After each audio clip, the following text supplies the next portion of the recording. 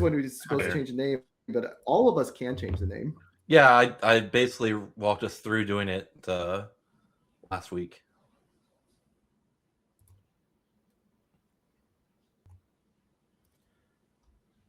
I don't have a on the mod. Oh, there's this. That's fine. Okay. Okay. Even if I have the stream component of the mod panel minimized, it still plays audio, including when there's a fucking ad running. That's so weird. So just mute the whole browser tab. Yeah, that's what I did. But I was very confused why I was getting an ad. All right. Anyway, I'm gonna ship this. Whee. All right. You guys let me know because, oh no, I think it's fine. It's still being a little laggy on my OBS, but I don't know if that's just my OBS or if it's going to translate to y'all. But I think it's fine. It looks okay on the actual stream side. Cool. Perfect.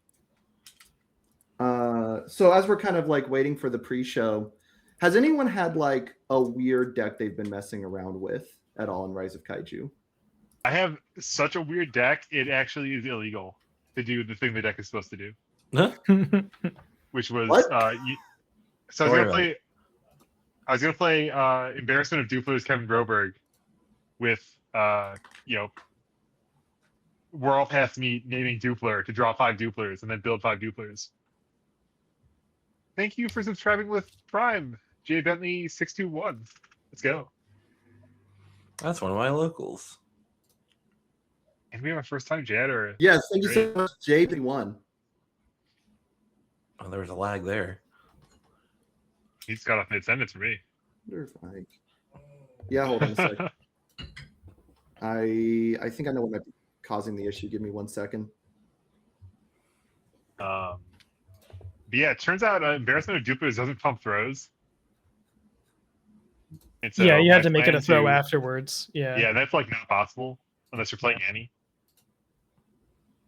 Fair. Maybe there's an Annie Embarrassment of Duplers deck I could play again, but sure not Kevin Broberg Embarrassment of Duplers. Or if it is, I have to actually make it unblockably fast with a determined advance or some shit. So Yeah, or you have to like adjusting the grace of your presence. actually True, play a sequence of moves that you're putting Dupler on all of them. No, and it like, sounds horrible. Yeah. Justin is not. Oh, by the way, I falling think it might have technically. lagged us. We were saying it. So thank you, J Bentley 621 for the Prime. That was really awesome of you. I just wanted to make sure that actually got said it when we weren't lagging to death. Oh, when I said it gets followed, probably? Yeah, okay. Also, I should. So Embarrassment of Duplo. Oh, Justin does exist. Man, you're gone for 2 weeks. Everyone thinks you're dead. So Embarrassment of Duplers is one of the funniest cards I think we have printed in a long time. And I keep wanting to see did you guys watch Paul play his coin must task Embarrassment of Dupler deck? No, but that sounds really funny. What he wanted to do was his entire stream. I think he was playing Ghidorah because he could get like a consistent remove with it. His entire stream. No, it wasn't Ghidorah because it'd be someone on life. I forget who he's doing life. It was someone who could remove on life, and he just wanted to call Embarrassment of Duplers with Coin Must Task to add as many to his hand as possible. And then Dark to which point I didn't. I think he still lost that game, unfortunately, where he resolved it. I mean, yeah, because we don't have Dark. No, that card was from 2007, and I don't know if that ever got banned back then. No, it didn't. They banned the pair. They banned the enablers. Yeah. Yeah, because there's that stupid Alice card from Red Horizon. Yeah, people love that one. Yeah, that was cool. So, yeah, Dark Cadet was discard X cards plus X damage. X as much as you want. And that was honestly not even that great. But what was tasty was that you paired that with Defender of the Empire. There's anti-discard cards. They printed just like hand riff that was way too powerful in the first couple sets, and then over and over they kept making anti-discard cards to ruin that. Defender of the Empire said if your opponent twitches, if they breathe wrong, If they inhale and you have no cards in your hand, They you blink in draw their a new eyes. hand. Yeah. That's funny. You draw up to their hand size, I think, even actually. That card was actually It was like if they insane. play any ability, An ability or a card. for any card or reason. ability. Yeah. I assume this was a legacy card. Oh yeah. Yeah, this was set This is 5 or pre-retro. something. Yeah. This is God, like I love pre the Legacy. slightly We less just- pre-retro, right? Like Yeah, this there was like a year of pre-retro where the sets were kind of sane, and then there's before times. Here, Yeah, this Justin, was- I'll post it in chat for you. This was mid Sabretooth era. Yeah. And then there was I gotta see. then there was the Fantasy Flight era, which is like you could maybe divide into 1 or 2 parts or whatever. I mean, you could divide by set, I guess, but I mean, Fantasy Flight era, it began with Blood Runs True and Rejection and got crazier. Yeah. And then Somehow got even worse from there. and then there was the Fantasy Flight reset where James Hata invented modern universes, where people attacked and blocked, and then they killed it. But then Jasko picked it up, and then Red Horizon is the set where Jasko picked it up. I did, after watching that game, though, I did ask Paul a rulings question that made him genuinely incredibly annoyed. I asked if you have to name a card exactly on Coin Must Task, or if it just has to be uniquely identifiable as like it couldn't have been another card to resolve Coin Must Task. And he was like, why? And it's because there are quotes at the start and end of Embarrassment of Duplers. No, And so I asked if you don't add the quotes. No. Yeah, I was told no. It's on. Yeah, anything that wants you to name a card, if you can uniquely Yeah, identify it, it's fine. to me, if like I were judging and someone called me over and said, "Hey, my opponent didn't put the quotes on the card name," Game loss. I would give them a shooter. formal warning for sportsmanship. Yeah, fair. Yeah, And if they keep that shit up, I think that's what Paul told me as well. Also, Justin, a lot of games have that rule that like as long as you can properly describe the card, it works. Because there was a Magic issue where someone played like a pithing needle naming Borborygmos. Yeah. And there were 2 Borborygmos in Modern at the time. One was actually good. The other was hot trash that no one played. But because the guy put down pithing needle and said Borborygmos, his opponent was like, okay, resolves. And then proceeded to play the new Borborygmos, which was Borborygmos Enraged. Proceeds to play it and then kill his opponent because it wasn't the pithing needle was not naming that specific card. And then like very shortly after, Magic changed how their name a card things work. That might mean UVS has had that rule for longer than Magic has. Then that's fair, but that's UVS's version of this rule predates Modern, probably. So I think we've always had that, like ever since Alice was printed. It's possible. It's just I know that is a thing that is very common in games now because of stuff like that. Yeah, Alice is substantially older than at least I guess the sets that started Modern were like I was in high school. Ravnica Return was really probably around when Red Horizon was happening, but I think actually the unique identifier idea, I think that's an expansive version of that at least is pretty old. I think in Magic. Yeah. I was gonna say I'm surprised that sounds. I assume Magic had that way long ago. But I think that's in the sense of like I can say, oh yeah, the like I'm going to name the blue, black, red Elder Dragon is good enough, or because they had like foreign players. If I'm Chinese and I can tell you the Chinese name of a card, that's good enough to name it with Pithing Needle, right? Sure. So Borborygmos Enraged is from 2013. Return to Ravnica, right? Yeah, I just remember distinctly. Yeah, I just distinctly remember that being like a judge call at an event. Yeah, that was certainly that was a big piece of drama. Yeah. And even like it was even a scissor statement where like some percent of people said no, like everyone is like the duty onus is on Borborygmos on Pithing Needle guy to name the correct card, right? Like nothing went wrong here, but those people got overruled quite thoroughly. Yeah, that's really interesting. We're hitting the 10-minute mark for our pre-show. We already have 15 viewers, so I think we're good to go ahead and get started. Hello, everyone. Welcome to 4Checks Cast. We are your 4Checks. All 4 of us are back because I am no longer stranded in Hawaii. We're here to give you everything going on in the world of universes, and we have had a big week, this last week, because LC season has started. And so the main thing we're just going to talk about on this show is just what do we think of LCs, the LCs that might be coming up, all of that. My understanding is no one here, none of you guys have played in an LC yet, correct? No, our first one's no. tomorrow night. Mine is next weekend, I believe. Is it close for all of y'all, or Nope. is it like a multi-hour drive? We're driving 3 hours to a thing that starts at 6, and we will be done by midnight because the mall is going to kick us out. Oh boy. So there's not going to be a top cuts. There's already okay, so it's that registered. One. Yeah. Okay. Oh, so you've gotten it confirmed that it's okay that there's not going to be a top cut.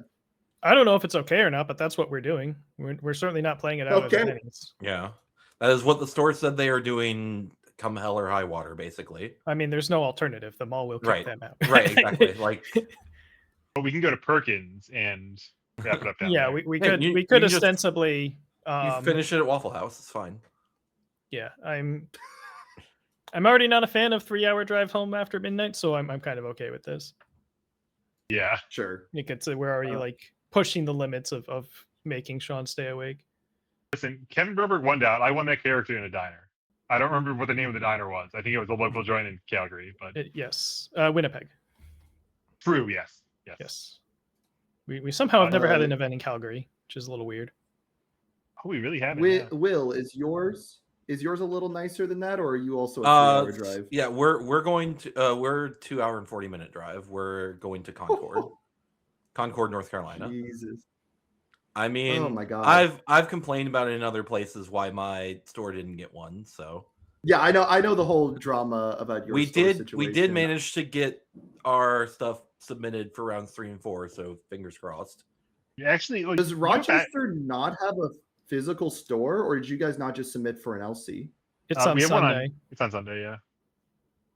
We also have a local 2 one. LCs this weekend. Yeah. Okay, so you have a close by one if you don't win the 3-hour one. Okay. Yeah, someone's gonna get one in Rochester anyway. I gotta say, so I'm a pure outsider looking in, because barring one in season 3 or 4 getting moved to a DFW area, I don't imagine I am going to compete in an LC, because I have my World's invite, and so I don't want to deal with it. You don't want your promos? 3-hour drive to maybe win a champ promo and maybe win $150 does not seem like it's worth it. Chris, I thought about being more arrogant with how I presented it. That was the most humble I could present it. My queen. But as I started looking at, I'm looking at it going, oh my God, if you have a 16-person event, I think it's 4 rounds with a top 4 cut, if I'm not mistaken. Might be 5 rounds with a top 4 cut. No, 17. Once you hit 17, it is 5 rounds with a top 8. Yeah. Yeah. If you get to 17 people, it is nightmarish. That is 8 rounds of play at a local store. If you start after work, which a lot of these on the weekday feel like they have to, you start at 6 o'clock, you're going to be playing till 2 in the morning. I'm sure come round 2, every store that has started it at 6 p.m. on a weekday will not be starting their round 2 events at 6 p.m. on the weekday. Yeah. No. Right. And if they can't change their round 2, then certainly by round 3. Absolutely. No, that's fair. Like, I think that is definitely the case. Yeah. Like, this is just more, arguably more knockoff off of keeping the local championship name, right? This has the same name as an event type that stores were getting 4 people for last year that had no real rules attached, that like, yeah, sure, we'll do the thing again. And, so, part of it, you want it to be like, on the stores to know more about what's going on, but like, not every store is going to pay that much attention to your niche card game that they have a 5-person locals for, right? Right. Like, oh yeah. Yeah, and it is awesome to see. And I think the amount of organization we're seeing from some of these stores to get groups together, get really good. Yeah, it is. Together. Yeah, turnout wise, this is going exactly as intended. There would definitely not be 17 people in Amsterdam for an LC or any sort of local event last year. Right. Yeah, I mean, like that's the thing is, I think a lot of this will get smoothed out as later rounds happen. I think a lot of stores were just not anticipating the turnout. Maybe Yeah. final round when they were heavily promoting it, figured, hey, we might hit 32 plus. But even then, I don't think they were imagining 32 for their LC. And then, like, I know Broken Arrow, Oklahoma. Who's even heard of Broken Arrow, Oklahoma? That's where the Oinkers Island LC is. They normally have like a 4-person locals. They weren't expecting 16 people to show up, including Mitchell Chimino, Tam Cardwell, and Rebby. Like, who is expecting these kind of players to show up for this size of game? I don't think I wasn't even anticipating it. I thought most LCs were going to be, especially the ones that were on weekdays, mostly their own people. So it's very impressive that, like, yeah, Jacksonville is going to get 40 people currently registered for the event. On one hand, that's really cool. I'm very happy to see that. On the other hand, I cannot imagine the stress of playing in a 8 or 9 round event with knowing that the only way you're going to get the world's invite is if you get first place after 9 hours of competition. It's first It'll and second, probably right? be a little Once you have enough people. For only first ever gets the invite. Second can also get a travel. Hold on, because apparently in Let's Talk UVS, first and second and final round got invites. Yeah, I thought it upgraded to 2 okay. invites. Because As well as the didn't two- Gavin two- and two Jet fri- say they got vouchers. invites? They got emails for invites? Or Okay. They got money anyway. So the thing Okay. is, first and second always get the travel voucher. The thing that happened on Sure. Let's Talk UVS, Gavin got the email that champions get for the travel voucher because they didn't change the text for second place. I see. Okay. As far as we're aware, only first place, because, like, if you do the math, like, it was very clearly an evenly divisible by 16 number is what if everyone who wins an LC and top that makes 8 more sense. regional plus the top 16 shows up. So, like, I'm pretty sure they are very much not wanting to change that number if at all possible. Yeah, for 35 people show up, you've got to get first place to get it after 9 rounds of play. That seems like, oh man, I can't imagine the stress for a lot of people who really are wanting to do it. I guess, like, Really our store wanting to does go Magic with RCQs all the time, and it's very similar. So, like, it's This is it's a pretty standard Yeah. model for a lot of games. It's very standard. And in fairness, Yeah, I'm coming from a only played at locals in other card games Sure. perspective. Yeah, I think the thing to remember is just that it's a long year of competitive play, and you get a lot of chances. And so, I mean, I think it's certainly like there will inevitably be someone who gets like second place, like 17th at a regional or something, and then like can't show up for season 3. So when the invites are passing down in season 3, he misses out on that too. That kind of shape of just like, oh, so close so many times. But it's such is the nature of competition in some level.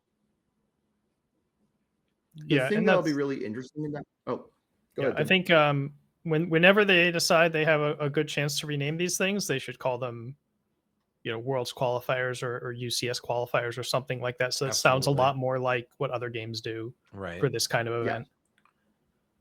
Yeah, and especially when, to me, it's like it's the beauty of this thing is that it's trying to drive people who aren't local to show up to a given tournament. Yeah, and I mean, maybe that name's too harsh. Maybe they don't want to scare off like not competitive players or something.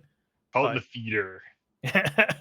Just go for. I think provisionals was like a fine. We used to do provisional showdowns in MHA era. I think that was a fine name. Or we did provisional license exam. Just make it provisional showdown. So I don't necessarily hate the local championship name if we hadn't had local champions for like the last like 3 or 4 years and they've changed every single time. That's my issue with it. Yeah, I guess by the end of the year, local championships will mean what they do now. Right. And people will remember that it used to mean a different thing, but it won't matter. Right. Yeah, so I think that's the biggest issue. Yeah, like you said in main core, the main issue is that stores had LCs that weren't a big deal last year, and they go, "Hey, a local championship, we did that last year for 4 players. Let's do that the same way we did it last year." And the fact that they're different this year is what's messing people up. Yeah, and the hierarchy of local or regional worlds is maybe the aim is that These are Yeah. just the event that's smaller than a regional, and what's the name for that? Local, sure. Yeah. I will say it would be nice for if UVS Games would like put some messaging in their emails for acceptance, so to try and make sure that stores understand that it's a different type of event. Granted, not everyone's going to read that, but it would be a nice. At least they could be like, "Here, we tried, man. Like we told you, Yeah. it's not our fault you didn't read." Communication's hard. Yeah.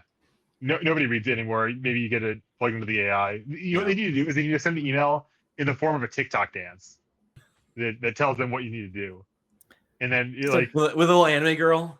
yeah, The beauty yeah. of Pizza Wizard emails, you can't not pay attention. You yeah, like they have to. They either put they have Grok dancing in it, or else they have the Pizza Wizard like giant like it's tiled with clip art in the background that makes it completely illegible, and so they're like highlighting the text to increase the contrast. Really make them work for it, then they'll be committed, which is also how Universes works, right? Yeah, let's just make UVS LC invites an ARG. It's fine. Yeah. Oh my god. Okay. The real Realm Frontier is the friends we made along the way. I do want to give credit to one thing though with the LCs. The animation new Rebel Frontiers card. That's funny. The prizing is like really good for the LCs outside of the World's Invite. Like we picked one of the top URs of the set for a participation promo, and arguably the best SR in the set for the Top Cut promo. Like it's almost funny because I think it's way better than the regional promos, which are like all alt arts of uncommons and rares. And I know like people talk about like, well, arguably is a strong word. I don't think there's much of an argument. I was gonna say like this is the military airship of the season. They said everyone went gaga for military airship, and it didn't crash the price of military airship. So let's see what happens when we make a lot more super high demand cards. Yeah, and that's genuinely great. It made me laugh when I saw the regional promos, and it was like Mechanical Legion, which is a rare that may or may not see any play. Protector of Life's like a decent uncommon or rare action that we're getting. And I'm like, but man, can I just get more of the local championships if I top that regional? Because those cards are sick. But it's a set of 6. It's perfect. Yeah, if you win the regional, you get a set of 6 alt arts of each different color. I will give you. It's true 100% on a 6 div. It's crazy. I think the card is really cool, but it's cute. Yes, that's a joke. It's a mutation of the 200% on a 4 diff scheme, which Dean started, and then now it's on a 6 diff. But also, it's not on a 6 diff because once you echo it, now it's on a 5, and it's actually like getting somewhere. Yeah, and it has a random maximum made on it for no reason. And it hits a 2 check. I think it's max. I'll give credit. Oh no, yeah, Mechanical Legion damage.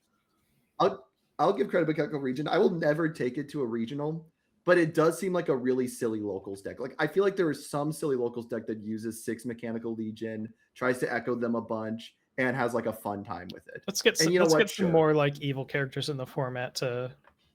One of these will be a hit. Like at some point there'll be a character that releases with the evil sim is like, oh, that's the one to do the Legion with. I mean, Space Godzilla arguably is like not a bad choice for a Mechanical Legion deck already. You get momentum for the echo. You know, there's like a world where that's passable. Yeah, you're eating one momentum every turn to your form though. Like that's true. You'd have to play like a bunch of extra momentum cards to really make it worth it. 14 attacks with damage equal to Rival Foundation. I mean, true. No, it's max 8. If it didn't have a max damage, I would be in. If it was just like, hey, you put the 20, die, I'd be in. You know what counts your opponent's foundations and doesn't have a max? Jet Haymaker. That is a good one. Do not tell people about Jet Haymaker. I play Biolante. I think people know. I don't think it's that much of a secret. Yeah, I know I've heard some gossip about how basically that the immense showdown hype cycle that's already begun. Of like, there's a handful of not knowers, but like a lot of people are knowers already. Yeah, and there's an attraction to the good symbol in which you get to play both J Maker and immense showdown, and just rain on Titan of Terror's parade a little bit. Yeah, I think it's a much more like punishment to Bio than it is a punishment to Titan of Terror, because Titan of Terror can play like any 5 diff, and trying to remove all of those from their discard is going to be hard. You are going to get their like destructive heat rays or their queens, which are probably their best ones. But to Biolante, like playing 4 Jet Haymaker and 4 Min's Showdown, that just sounds like, oh man, your entire defensive gameplay dies. Good. Learn to block. You can fix your block zones, but you can't do the chicanery you want to do. But I think that kind of covers most of the things for the LCs themselves, especially since we haven't experienced it ourselves. Anyone else have any thoughts they want to share on it? Yeah, just related to scaling pricing, we do remember that the stores have an opportunity to get into this mix. I think any store that's like really drumming up a big player base probably has their own part of the pricing cordoned off. Whether it's like $10 extra entry fee, we're putting some packs in there to make the pricing scale a little bit better. Right. If they know they're going to have 20, 30, 40 people. Yeah, and I just want to gush at the like we're actually getting people together. Like that's exciting. Yes. Like it is. Yeah. Provoking people to do road trips to tournaments is good times. And I think it's super valuable to everything. It's like as an Empire circuit. Yeah. I think credit. It is nice to see the community get close, like really get more rally points in the game, especially that aren't explicitly regionals. So yeah, I think that is like probably the biggest win we can say of these LCs. I think the other cool thing, to transition a little bit, that these LCs are giving us is we are getting metadata way more frequently and way more consistently. I'll put meta in quotes because you don't really know if this is fully refined or not. But neither is any deck listing. Yeah, true. Yeah, I mean, I think that we can talk about like I think there's a conversation about results orientation and like how much credit we can say. Oh, this deck won an LC is like an absolute statement of quality. I think it's always all relative, but being the top deck in the field, it means more than nothing, right? Right. Sure. And so let's talk a little bit.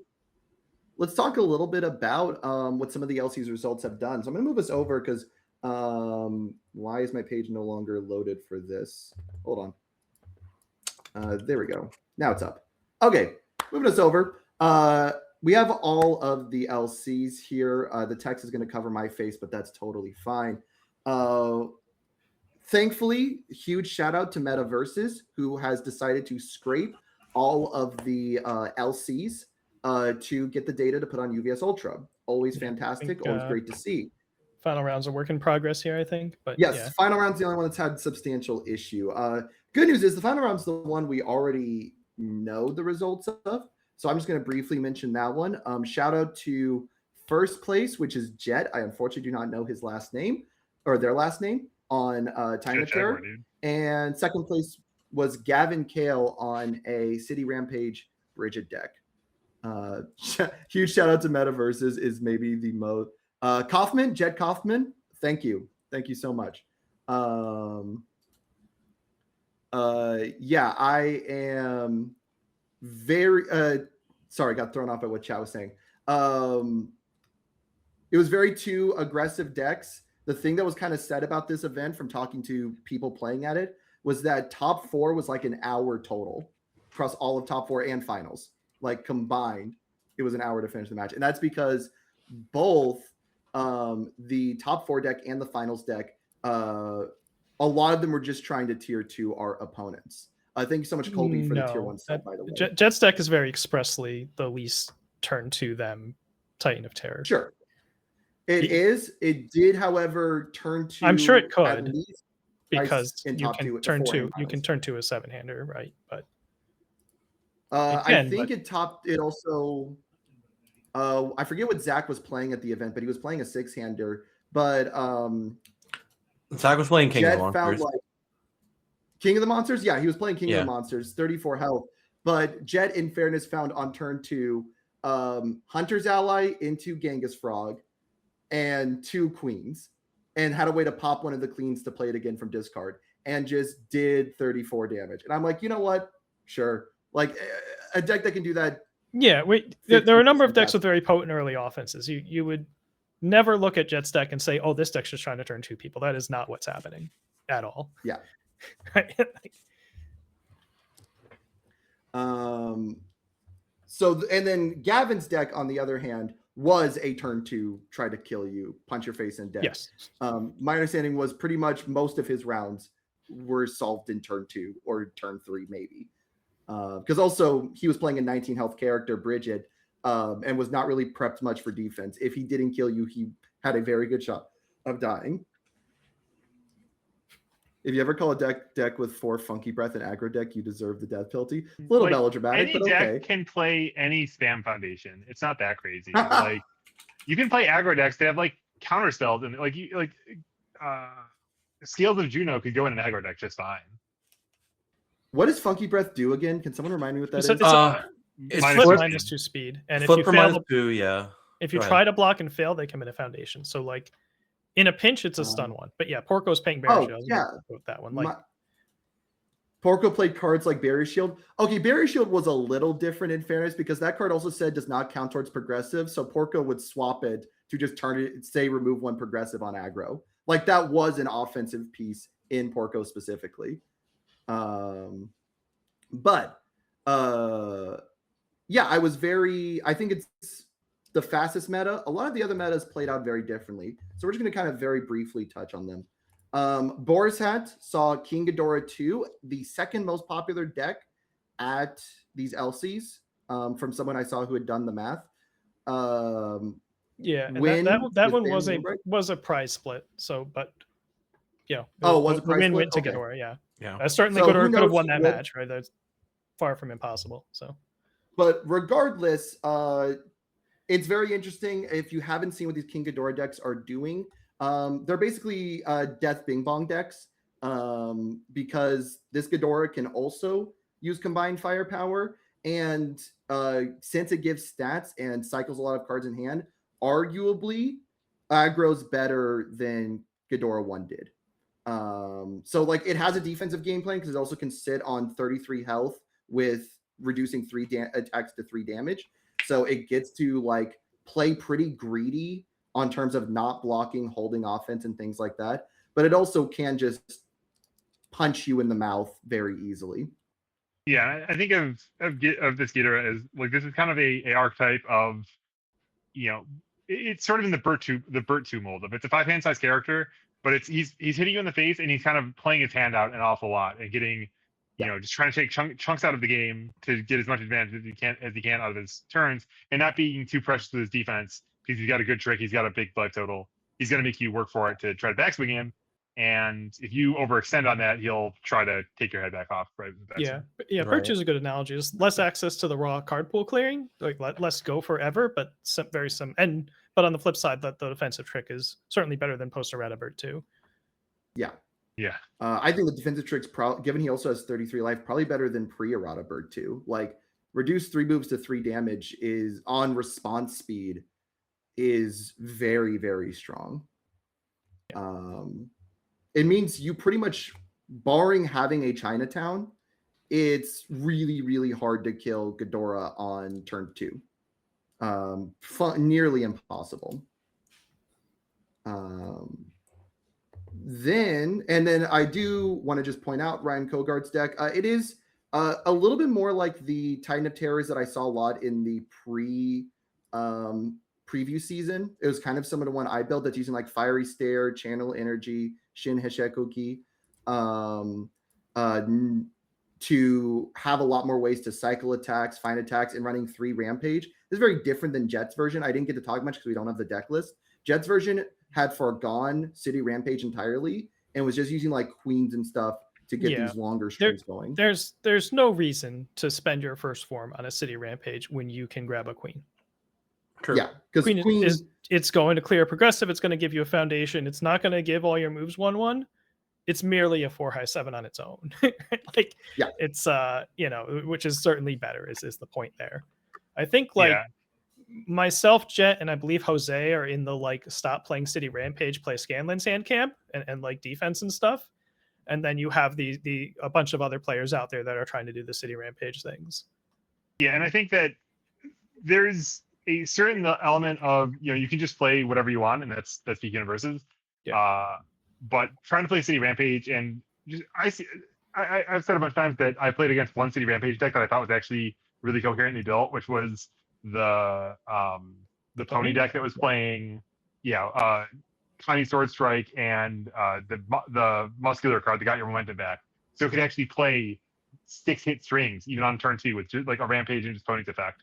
And here it's kind of like you're 6 hand size, you get a 7th card a turn that's tutoring for something, and you have a couple fiery stairs, a couple cards like that.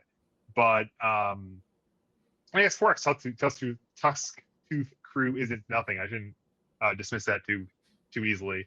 But this is a deck that I think is perhaps tuned a little bit to Sunrun by drawing the hand of 5 like have 1 foundation and a Rampage and 4 attack, and be like, yeah, it's gonna completely run this one over. Yeah. For my taste, I do want to give a shout out to Jet, who just sent us their deck list, which is fantastic.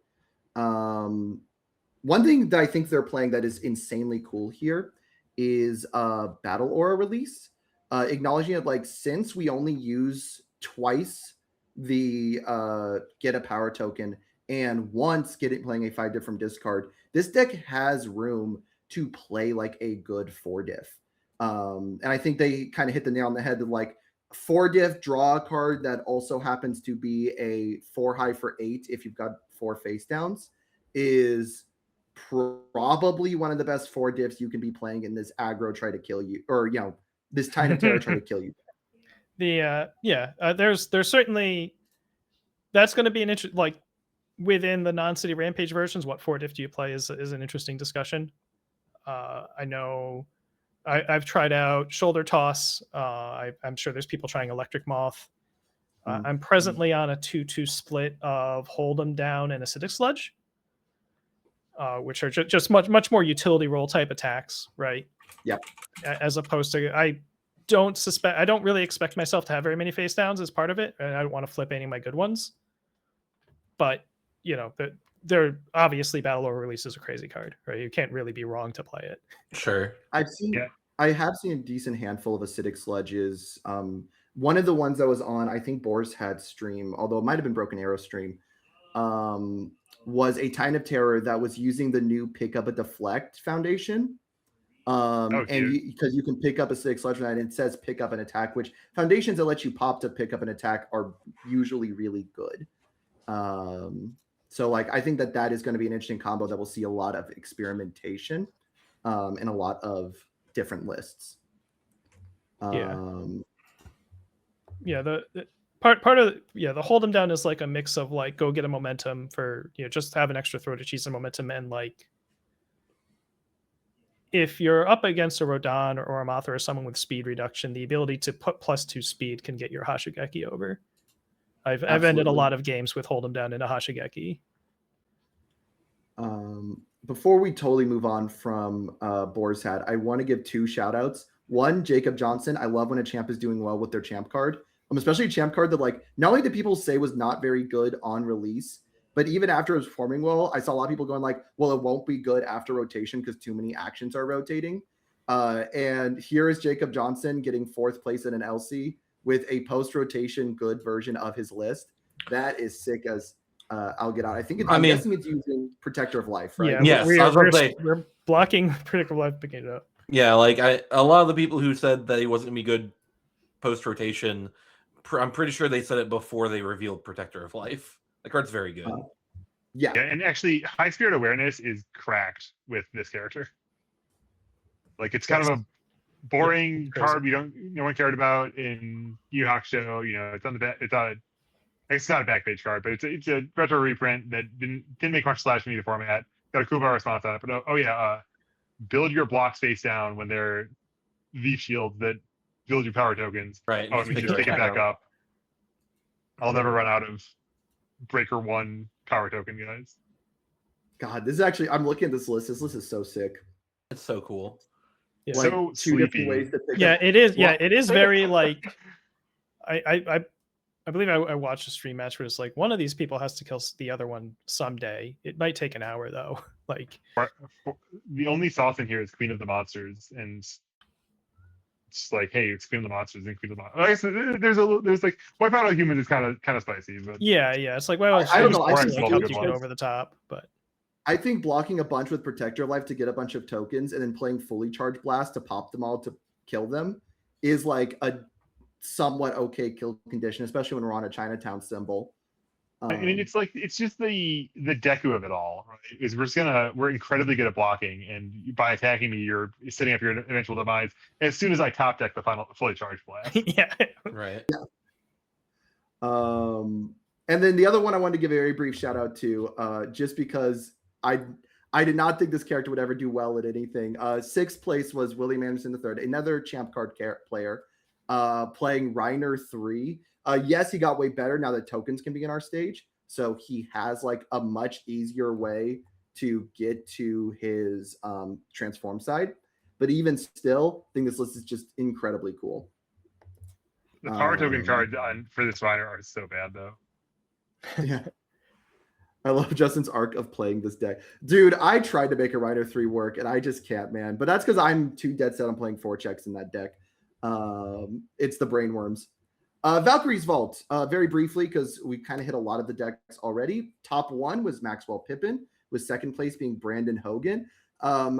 Maxwell was on Biolante. This Biolante is just a little... Biolante is one of those decks that people can't really figure out the speed in which this character is supposed to be played yet. I know like Dan is on the looping the tension throw, kill people. I'm on like a more prison oriented version. And then Maxwell has like some solid defense with the acidic sludge and the referee jury, but a little bit more ability to string out with stuff like the loop-de-loop. Which is also not a terrible like defensive not card. not a single 5 diff attack in this pile, right? Yeah, just all fours, just falling heal, strike, battle, or release, good stuff. Yeah, and shoulder toss, like you make this a 4 damage move. They can either decide to block it, which feels like a waste, and regardless, you're going to re-ready your Godzilla versus Bio. Like there is just a lot to really like in this deck. Right. Also, Godzilla versus Bio means you are never allowed to go into deadlock against this deck because it will put 1 million face downs in your card pool and pump 1 million damage. I think this is good. This is a really cool list. And then the one I did not expect to ever see in the top 2 of any of these events, Hedora. I'll be honest, I thought this character was Cope, but that's because I'm super anti, like, oh, we're just going to play a bunch of throws and kill them by damage pumping throws. I have never been convinced that was a good strategy. This character basically says like your throw deals full damage most of the time. When we're not playing a lot of throw hate in the format, like when people aren't playing a ton of throw hate, I think a deck like this can absolutely take someone out. Because like the Grogs that have been like getting close to top cuts at other events are basically doing something similar. Whereas Hedora says, I don't care that you reset my damage. You're taking extra if you block this. Yeah, and I think there's something to be said about like in the broad sweep of the format. I think we always talk a lot about like, oh, who's getting killed on turn 2, right? What's the outliers of the format, right? What's the City Rampage? Like Godzilla is going to not draw me and hit me with 6 hits on turn 2 behind City Rampage. Like if we talk about like the median draws of a lot of decks, like most games aren't ending on turn 2. A lot of games are going turns 3, 4, 5. And with Hedora, like if you go to turn 5, you better have done a lot of stuff in your deck building to prepare for the matchup, or you're not going to live through his 4th attack turn. It's just not going to happen. Hedora is, in many ways, I think the closest in a long time we've had to like a genuine burn deck. That is like, I am guaranteed X amount of damage a turn, barring your opponent playing like Protector of Life or something really specific. I am guaranteed X amount of damage a turn. I have an inevitability that a lot of decks cannot necessarily guarantee. Right. Sure. Absolutely. Yeah. I've certainly, Kevin and I think we'll have lived long enough to see the throw decks of yesteryear that were the decks that inspired the incredible amount of caution around throw decks that happened for the 10 years hence. Where there's a lot of cards that just have the word non-throw on them, for instance, that are just like, well, this character gives 3 damage to everything. We better put non-throw on it, right? and so it's certainly not a surprise to me that, like, as they back off of that ledge further and further, sooner or later you're going to hit the point where a throw deck is good again. Yeah, and I think Hedora. Oh, And Go I ahead. don't know how good Hedora. We'll see how good Hedora is in the grand scheme of things. Right. But he's certainly one of the more compelling entrants we've seen. yeah, and just in terms of, this is a deck with an idea, with a plan, right? And I think that to me is the first criteria for, is your deck good, right? Does it know what it is? Does it understand what direction it's optimizing in? And I think very much so. Like, this is a deck that is going to block with its face a lot of the time, and so it's playing a bunch of 4x beneath the armor is not a card that is in a ton of decks, but I think it is a strong card. It's good effect, and it's at a very good rate. And when you're stretching out your life field with that while also clogging your front card pool, if they're getting the City Rampage nut draw, they might still run over 33 health with a card in their card pool. But if they're getting the median draw, and you also have you also can still like choose your blocks, right? If they're playing electric buff, they're playing 4-speed high attacks. Like, you can block 2 4-speed high attack if you read the zone. You have filled with that in here too. Like, this deck can steal a lot of equity from people by just picking apart their game plan and saying, hey, you only have this long. And I think that's good deck building. This is just a deck that is going in a direction, and it got second place. Yeah. And shout outs to Cut Deep. I know I've put that in my like half joke grog list of like, man, I hate decks like this, but Acidic Sludge and this guy is stupid. And everything else is a throw, and Cut Deep's in there for the same reasons. Cut Deep in a throw deck's very, very good. Yeah, Murderous Escalation. I think I will be interested to see how this does at a regional level if anyone ends up taking it. It definitely feels to me, my gut shot is that like this is a deck that very much wants a specific bracket through Swiss. Like, if you face the Jacob Johnson spamming Protector of Life deck, or you face like a Biolante prison deck that's doing like Deflect 4 on a lot of your 4 damage moves that you're sending for printed, that's probably not going to feel like a great time. There's only one of those. Everything else is at least 5 for what it's worth. Okay, yeah, I apologize. So you're right. Biolante minuses 1 damage and then Deflect 4s. Yeah. So like, I think like there are the DR matchups and things like that are going to feel miserable for this deck because it doesn't really have like a backup game plan when it doesn't see those. I think I could be way off base. That's my gut shot. But if it sees a specific bracket, if the DR deck's taking 1 every time, it is now taking 4 every time, and then that becomes a problem, right? If it sees a specific bracket, I could easily see this top cutting an event. Yeah, I could see this this being the kind of deck that takes advantage of a winner's metagame, where the winner's metagame is decks that are preying on, King of the the 2 Godzillas possibly, right? Both of them, at least Titan of Terror, and then potentially like a lot of Ghidoras. I'll speed up just a little bit. Critical Hit Gaming Lounge. Shout out to Richard Carpenter and Mark. I do not know how. I'm assuming the yellow silent is just Jakanov. I apologize if that's wrong.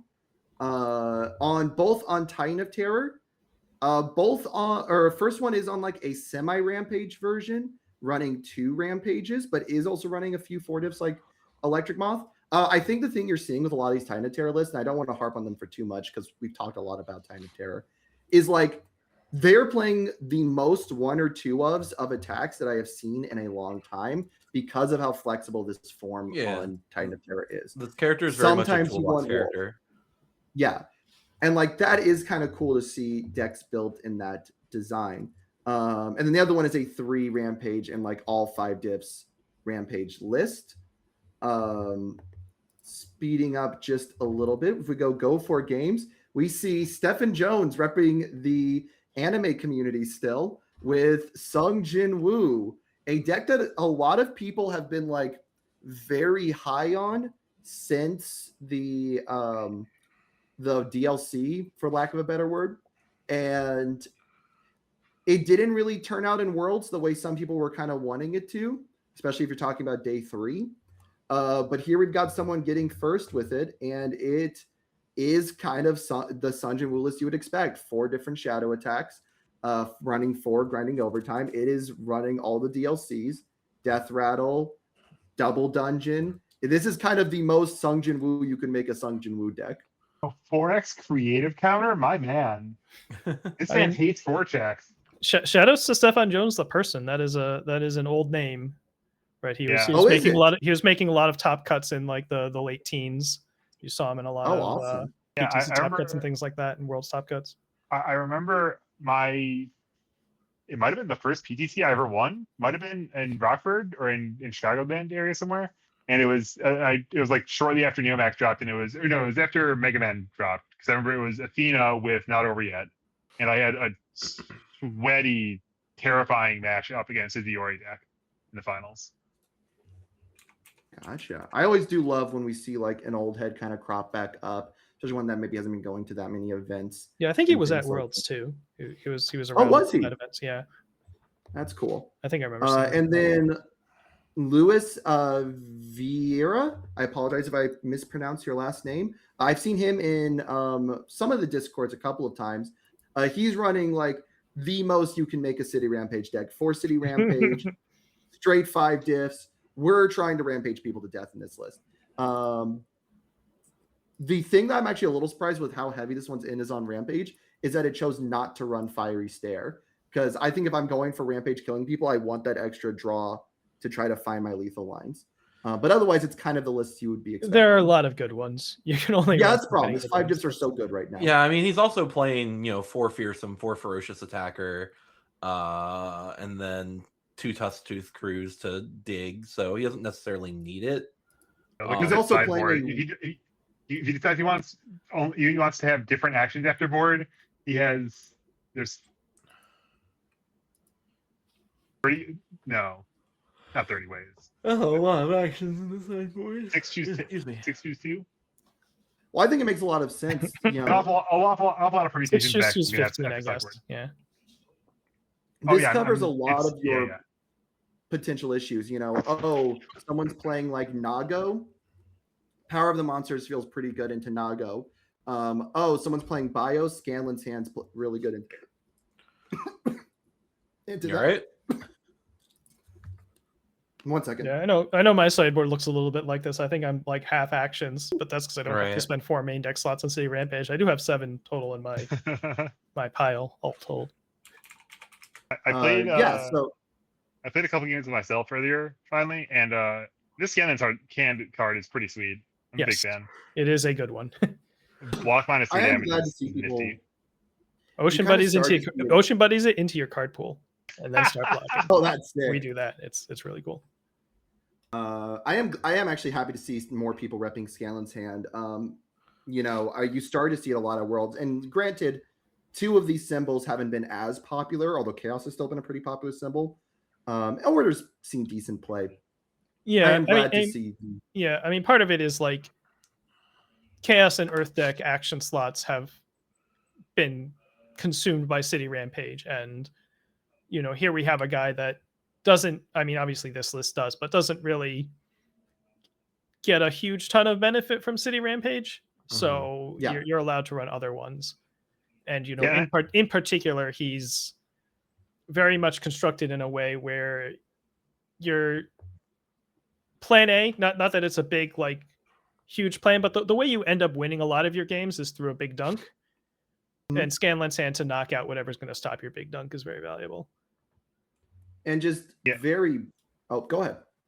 I've been thinking that also. I think Scanlan's Hand. I think the characters, the defensive characters in the meta, have scaled up a little bit from where they were even like Circle Worlds. Like you can beat a Peak without tapping her, right? You can beat a Deku without tapping him. It'll be Right. challenging sometimes, but like Violante with their character turned off is a different game completely than Violante in the hard Oh, mode. yeah. Same with Ghidorah. Yeah, absolutely. Like, yeah. Turning off Violante Ghidorah is the difference between killing a 30 health character and killing a 50 health character often. Right. Like, those are completely different game plans. Mothra. Yeah, so- I do want to really briefly shout out some of the other decks that did very well. Mikasa 1 is seeing a big resurgence at these LCs, mainly because Air Force Engage is crazy in her. Although I think one of the versions, Rivers, I don't know if it was running it or not. Most of I them, do not believe I've River seen was. we're not playing them. Yeah, Oh, really? I think this card's so cool in her, and I want to see it show up it more. absolutely is. Yeah. Like, yes, it's a 2-check. This is one of the few 2-checks I've actually would really consider running. For those of you who don't really understand what's going on, it can pick itself up when it deals damage, and it is a weapon. And so what that means is if she gets one of these in hand and your opponent doesn't have a high block, or two of these and your opponent doesn't have two high blocks, she just gets to play infinite 5 diffs, basically. Having to tap Well, yeah, to get some extra draw because she discards. Discard a card, play a scaling up speed for 6 damage as long as you have cards in your hand. Yeah. Because you still have And she discarded the draws cost cards of on your card pool. so- And yeah, so I guess, yeah, commit 1 foundation plus check a 5 to play an arbitrary number of 6 damage moves. Yeah, the point being is it's somewhat difficult to actually do this on like 2, but it does give you some sort of like late game inevitability if someone's staving you off and making it turn 5. Like Right. Yeah, and critically, it's hard to do on 2. It's hard to do just you have to have seen 2 of them. Yeah. Yes. You know, either checked in or drawn. And then the last one I want to just give a brief shout out to, because I don't know if we're going to see it in any of the top 2s. Shin Godzilla's been seeing a lot of play in a lot of different places. Yeah, there's an undercurrent of people trying to figure out Shin Godzilla. Which Shin makes is sense. fun, Like, bare minimum. every time a D build deck is close to playable, there is a percentage of players who go, I want to figure this out, because if I make it work, it'll be incredibly oppressive. And especially when it's like Shin and it's not quite holding your hand, but it has the potential to do a lot of D build. I think it's really interesting. I think when it's Reiner 1 pre-errata and like it D builds by blinking, that's maybe too far. And certainly, you know, Peak University means you can play however you want to play, and I know that's been a thing that Jeremy has emphasized in interviews, is that one of their explicit missions is to let people who love an archetype play that archetype. And so even beyond just, you know, necessarily trying to optimize their competitive outcomes, but like you just enjoy the experience of watching the light drain out of your opponent's eyes as you breaker them after debuilding them, and like they don't get to play the game. Yeah.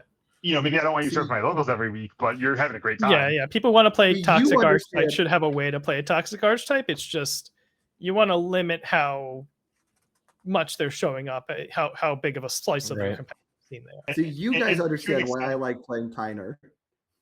No. Yeah. I mean, I think I like to be an understanding person and not to be too judgmental in the first place. But like, you are an evil person. You are bad for the community and for everyone. And then You personally are one ruining it. final one. Broken Arrow. This one's got the weirdest finals of them all, but I love it all the same. Pumat got second place, and like Pumat's been a deck that's been like, it got top 16 at Worlds. It's been kind of on the edge of like, hey, is this a really serious deck we need to respect?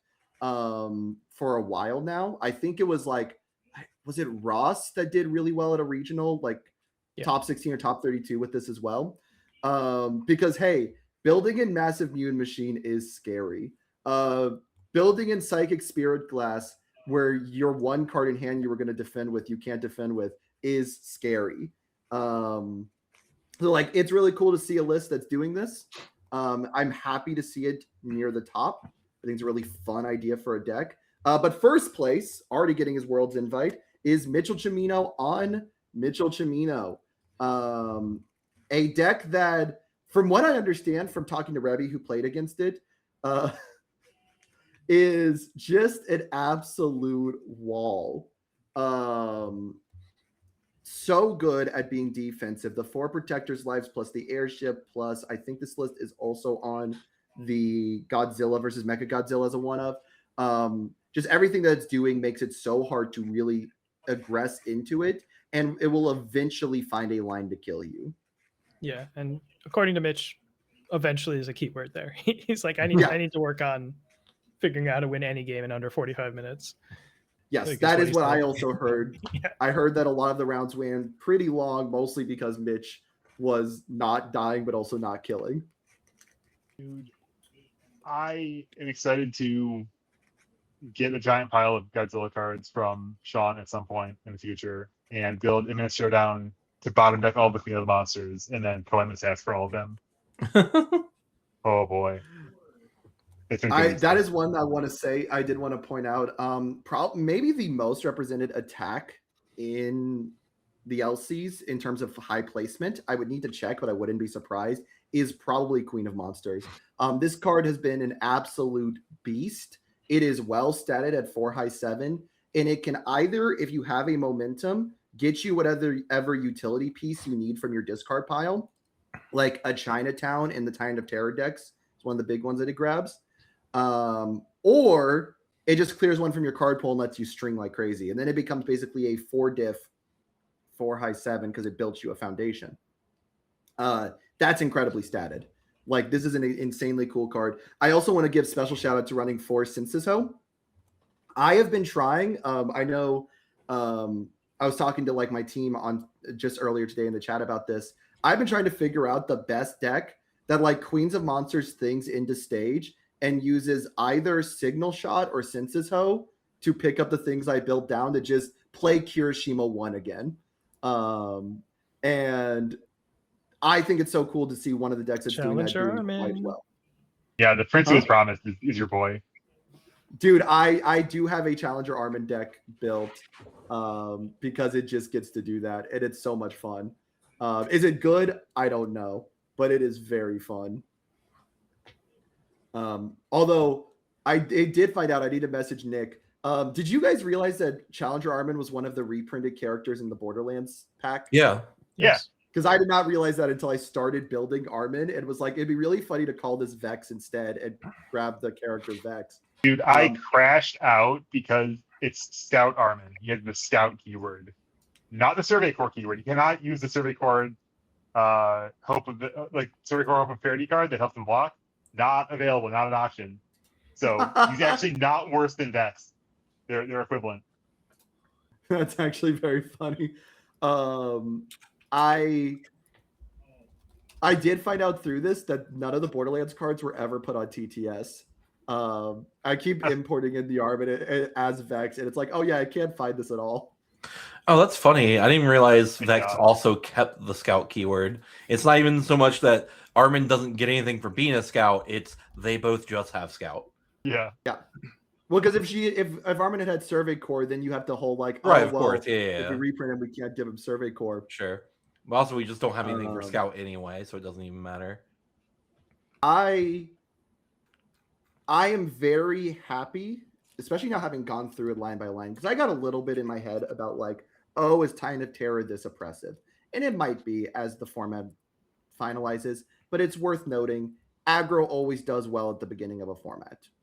Always a strong word. Most of the time does well at the beginning of a format. It is always a thing that people flock to, bare minimum. AOT because it is dominated by defensive. Well, I guess there were some aggressive backup decks in the mix too, but which one? AOT 1? Louisville. Oh, yeah, after Apocalypse. Well, was Louisville a new format? I guess it was. Yes. Yeah. That's why most of the time is a more accurate statement. It is easier to figure out the way to kill people and just hope you're going to do it quickly enough with an aggro deck than it is usually to figure out how these defensive decks are going to survive and kill. And so I think that's why you tend to see aggro decks tend to see them do better early. Yeah, and I don't know how many people here are like boomer enough Magic players to have played with Jund back when Jund was a major archetype across formats. But like I think Titan of Terror is very is I think one of the most Jund coded characters we've ever had. He's not the fastest aggro deck. He's not even really he's even debatably even an aggro deck in the first place. He's just super mid range. He has efficient answers and he's hard to overwhelm late. And so it's just hard to attack him. And he gets so many options, so many diversity of how he wants to approach the game and how you have to adapt to him. But I think it's a very natural thing in the first weekend of here's a high agency deck where you can tune your deck however you like and pick your lines. But then we'll see if the metagame can adapt to him and maybe if people can find a way to go over the top or to consistently go underneath him or just tune for the mirrors or how people will adapt. Yeah, and some of it's going to be people playing the game differently too, right? Like I think there's probably, as we go on, this will get less and less, but certainly as the set is new and as power tokens are new, I think there's a lot of like fundamentally not grasping that if they have 5 power tokens, you have 10 less health. Yeah. You sort of don't, but you should play like you do. Yeah. And I think that's not something that the player base writ large has really picked up on yet. Right. Yeah, and especially you have 10 less health, but you are also allowed to go up to -9.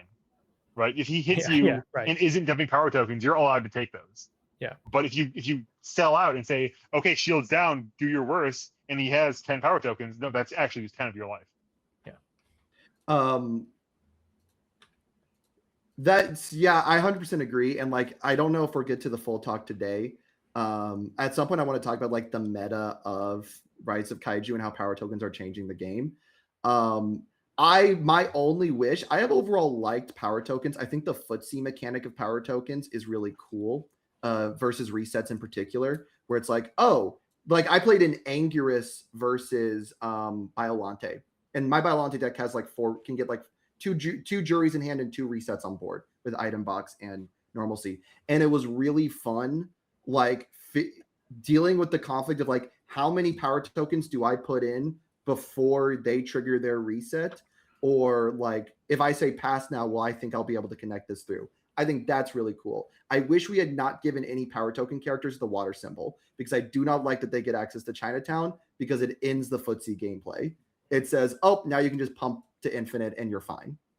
That sounds pretty whack. Yeah, and arguably working as intended, right? Like, it is there to punish people that are just trying to DR everything and never die. That is the point of that card's existence. Yes.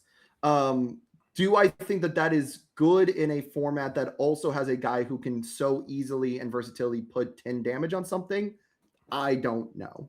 Hey, you're allowed to block it if you didn't spend all your resources blocking the 3 damage moves. Fair. Blocking's for nerds, but fair. Yeah, I mean, so overall, block is for nerds, which is why you block your face and let your life total go down, but keep your shields up. That is there you go. All right, as we are kind of moving on, we are hitting the hour mark. Do y'all want to talk about kind of early Rise of Kaiju, or do you want to give it another week where we kind of have more time to play with the format? I don't know. Are you going to be here next week? Should be. Then sure, I'm fine to wait. Yeah. I think it's been a pretty good show.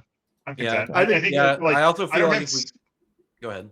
I was gonna say I don't have super much more insight into the meta than what we've seen here. I played a couple games with my character finally, and I think that I kind of it went about as well as I expected it to. Right. Yeah. People are playing Titan of Terror. People are playing Ghidorah. Of the like 8 or 10 other decks that we've seen like pop up in a like a top 4 of an LC, evaluating which of those are. Titan of Terror is such a weird. It's one of those characters that's a weird boogeyman to have, because like, aside from, I guess you could go after its discard pile, but it's not like a, oh my god, only decks that really grit their teeth to survive turn 2 are going to be able to fight this thing, or like, oh my god, only decks that do XYZ are going to be able to fight this thing. It's just kind of like, it's almost like when Mikasa was the boogeyman, where like there's some specific stuff you can do, but it's just kind of like, if you can fight, you'll be fine. Mm-hmm. Yeah. It's a very interesting one. I think that's fair, kind of the Mikasa comparison. What's different than the Mikasa comparison was like, if you really wanted to, you could build, without going too like niche, you could build stuff that addressed Mikasa's gameplay pretty well. Ichigaki, for example, like is a very versatile defensive piece that also happens to stop the card pool. You know how much Filled with Doubt messes with Titan of Terror? Like, it's a lot. Does if you Filled with Doubt Destructive Heat Ray, he has way less power tokens. And like, yeah, he's still like playing a free move and stuff, but he's just like playing moves at that. Yeah. Also, all of the moves he plays have relevant text on them. He doesn't play like something that's just damage. That you this is why I do want to play a little bit more in the format, because I haven't gotten enough games against Titan of Terror to really speak super confidently on it. I do think like, I'm very interested to see what the discard pile hate stuff ends up seeing as the format kind of develops, because discard hate, I think, is much nicher of an interaction than like locking things in the card pool. I think there are a lot more decks that clear, remove, in some way get things out of the card pool. There's way more decks that use their discard pile than there are that clear their card pool. It's not even close. Right. Like the card of the monsters. Sure. Everyone's got that. Maybe but I mean, like, broadly speaking, right? I mean, historically, I don't know how much. They kind of make a lot of both, right? Like, they've been doing this lately. For a long time, we didn't have a Thunder Spear demo in the metagame, and that now we do. Now we have a dozen of them. But now we have Team Hero 15 that's all over the place. That should be freaking everywhere. We have. I guess there's not that many more graveyard tutors, but certainly Titan of Terror and I X-Hunter's mean, Ally type stuff. there's stuff that's like it's not a tutor, but it's tutor shaped, like inventors, text rendering inventors creation, for instance. Sure. All these combined firepower. Yeah, Sunjimu was a really good shout out, actually. Yeah, Fair Oxygen enough. Destroyer. yeah, there's quite a bit of stuff coming out of Discord files. Yeah, if you also, Justin, if you look at some of these Titan of Terror lists, like the most egregious thing in a lot of these attacks are doing, if you fill without them, is be a 4/6 or a 5 or a 4/7. So like, Yeah, the question is just like how good is both a free form and the flexibility of power tokens in that situation? sure, it's just a lot of the time that will save you is keeping them from having. Yeah, time. I mean, 1 or 2 power tokens a turn is like yeah, by turn 6 he's still gonna have a pile of them, Right. but it's you kill him. But yeah, and that's Heal like 28. by turn Defense its 6. turn. That's cumulatively as much damage as King of the Monsters got in 4 attacks. Yeah, right. Right. Sure. Well, I don't fully agree Not with apples to the- apples here, granted. Yeah, not apples to apples, because putting 12 on 1 is way better than 3 on 4. It's gonna be what Hedora's doing to you in 4 attacks. You were dead to Hedora That a long is time probably ago. more accurate, 'cause that is just straight Yeah. burn. Yeah. Also, Titan Terror is only 28 health. That is absolutely true. So I think we'll talk more about the meta next week as people get more games in. I know I'm getting more games in this weekend because Final Round's going to do testing this weekend, and I'm actually going to show up for once because I no longer have weekend tournaments. I know you guys have the LC this weekend. Will, do you have an LC this weekend, or is it Not this next? weekend. When is it? So next, it's not this weekend. Next weekend is Concord. Weekend after that is Fairfax, and then obviously the week after that is regionals. Well, you'll hopefully, if you show up to either of the Final Round testing nights, you'll get some games in as well. Yeah. So we'll hopefully be able to talk a little bit more about what the meta is like next week. Yeah, and what I know. kind of I'm you gonna think is play cool. Titan of Terror at both LCs unless I win the first one, and then maybe I'll meme around on the second one. But I don't. Yeah, as I've said a number of times, I'm not a big fan of bringing the guy in the crosshairs to the regionals. Yeah. So I'm Yeah. gonna have to find something else after this. I'm getting really Shin pilled. Like that character's so fun, and Yes, my list it's is pretty neat. is doing pretty well at locals at the very least. Who killed? Shin Godzilla. Shin Godzilla. I think Godzilla. Okay. Yeah. I can say with confidence, I don't know what I'm taking to the regional yet. I want to take bio, but I'm not confident if the prison is good enough right now, and I don't like the non-prison versions. I don't know what I'm taking yet. I'm just confident it's not going to be Titan of Terror because I do not like those kind of string decks that are like too aggressive. That I like know, try to win like, the it's hard game. to- Yeah, I know. Yeah, I know. No, it sucks. And It's remember when like Justin Jordan- played decks? Yeah, I was gonna say, remember when Justin played decks that killed people? That was cool. That was like we say like a long time ago. I played Ymir like last year. I Like, know. And I you know. tried to play it as a DR prison. Yeah. Hey, it at least could kill you when it. Yeah, I was gonna say at transforms. least that character just happened to be able to kill you just by playing the prison anyway. In fairness, the DR prison of Ymir is identical to the aggro because recoup time just does both. Yeah. Like that deck, Ymir is. Oh man, I miss Ymir. That deck was so much fun. Play Ymir. Play her again. No, like He's probably I good. miss Immortal Shapeshifter. I should say that. Yeah, Ymir's probably a character that can like get to turn 3, turn 4 against Titan of Terror and heck and kill him.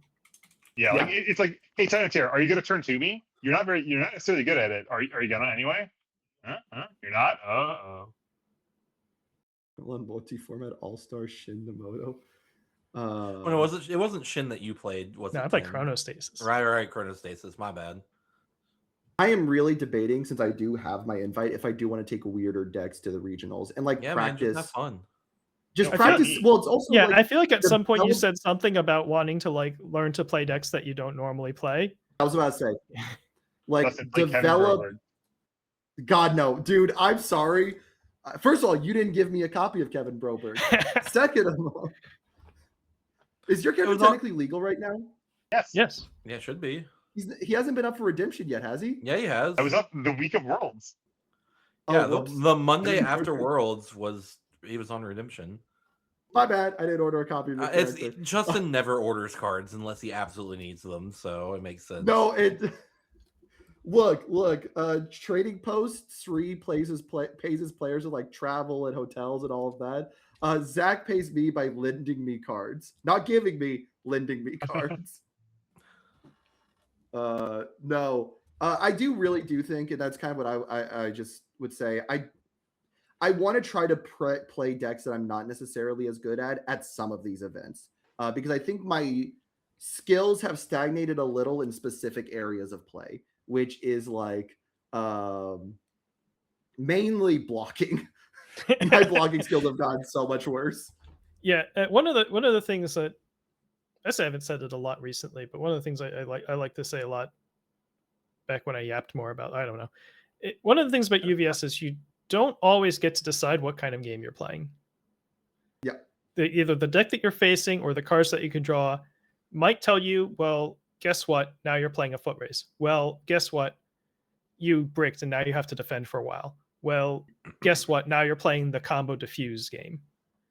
And so being able to play whatever kind of game you end up being in is very valuable, both from a deck building and a player knowing how to play the game perspective. Right. That is why, like, I've kind of gravitated towards decks that are really. It's part of why I gravitate to forecheck decks specifically, and like decks that have so much foundational power in their stage, is because those decks' single game plan is so consistent usually. Like even when you brick, you can rely on like the cards on board and stuff to usually survive a bit. But I do think it has resulted in like a lot of my fundamentals getting just absolutely tarnished. Like I sitting there, like I was playing Mothra in a playtest. Yeah, because like and your like, I forecheck just deck couldn't might end kill up in a people. foot race. Now what? Yeah. I was like, oh wait, this deck just never kills ever. And I played a non-forecheck version of Mothra, and I'm like, oh, this deck also doesn't. I don't know how to kill people when I'm actually playing like a normal traditional game, aggro versus defense gameplay. Pro was a Jiro player before that. Hey, you're right, but you don't need to call me out Terror for is that. just Jiro. Don't you dare say that to me. There's certainly some similarities. Let's talk about specialized sideways. Let's talk about attacks that you are guaranteed to pass and scaling offense. And kind of like really good defense. inevitability. Yeah. Yeah, like if you let Jiro just stare at you for 16 turns, she will kill you. You let Titan Terror stare at you for 16 turns, he will kill you. If you punch him in the head and steal a turn from him and then gold push him back with his relatively light life total and relatively poor like block zone selection, hey, you get job done. I do not know how good I would be at playing Jiro today. That would be like a very interesting question. Like I genuinely could not tell you if I would be good at playing her today. Granted, I don't know how good I was at the time versus just lucky. I had only played that deck for like a week. And I had no sideboard when I top forward with it. Like, and how good the rest of the field was and whatever, Yeah. Overhaul in a lizard suit is another one I like for another description I've heard for Titan Terror. That's pretty good. Doesn't 0-2 deck confirmed? No, I haven't. It is so hard to build any old format Jiro decks, honestly. You get so many playables. Yeah. Retro Jiro, like, because you get all of the Lord Raptor 2 stuff, and like most of that has charge and weapon. It's so hard for me to figure out what I want to do with that deck. I've stared at it a few times, and that's all of Retro. Like, genuinely, I've had people try to convince me to play Retro, and I'm like, someone just needs to hand me a deck, teach me to play that one deck, and be good at that one deck. I will never be able to deck build in Retro because I do not have the history of knowledge or the patience to sit down and study the card pool. And it's is the history of knowledge a blessing or a curse?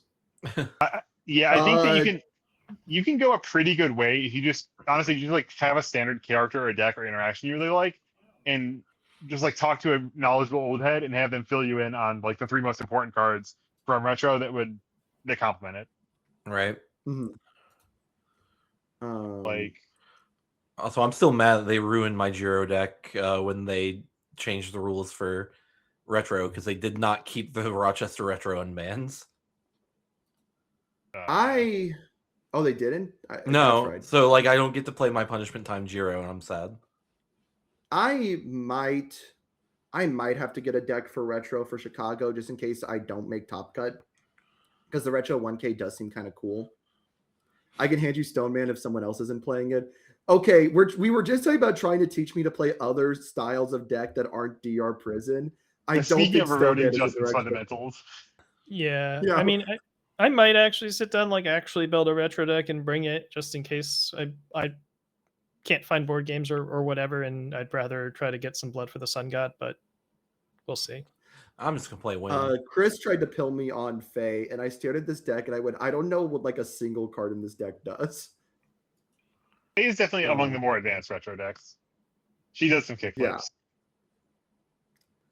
Yeah. Chris Miner won't be there. Retro is safe. Oh, okay, cool. That's not going to What stop if me I from playing did- Kuga and fool me twice. All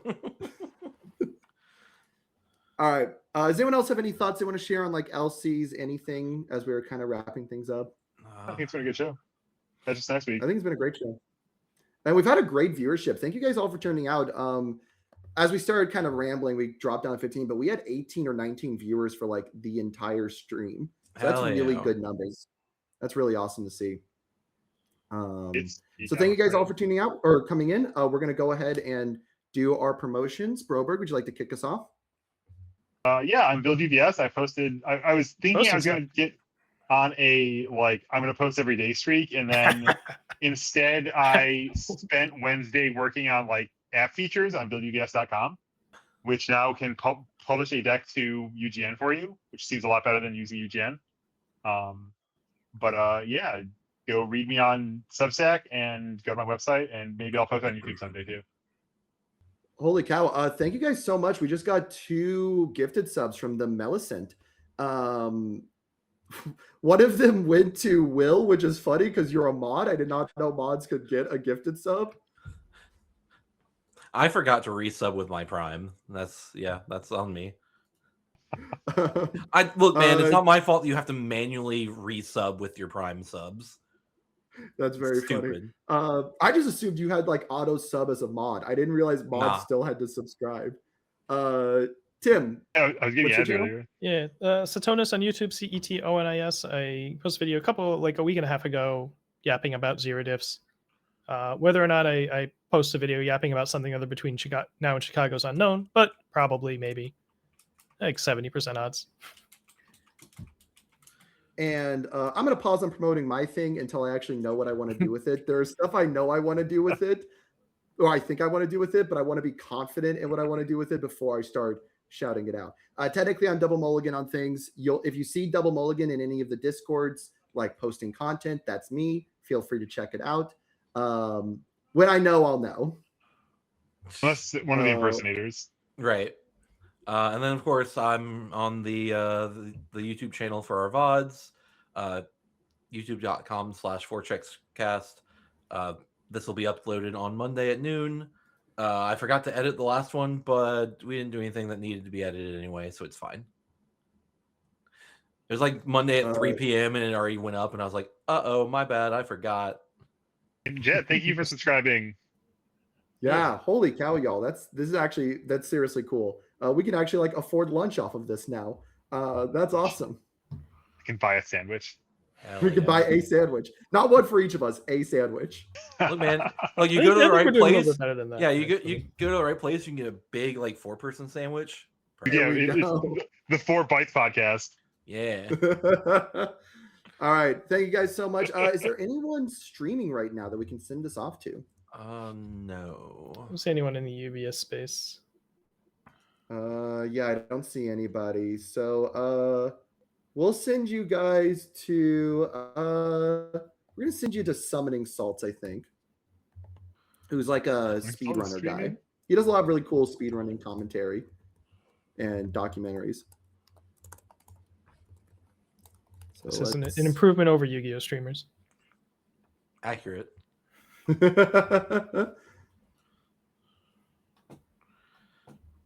Forge. Actually, There like, you meeting with a go, real Jen. number, Thank you so much for ending on that note. I wish I was a meaner mod. I would ban for 30 seconds for that.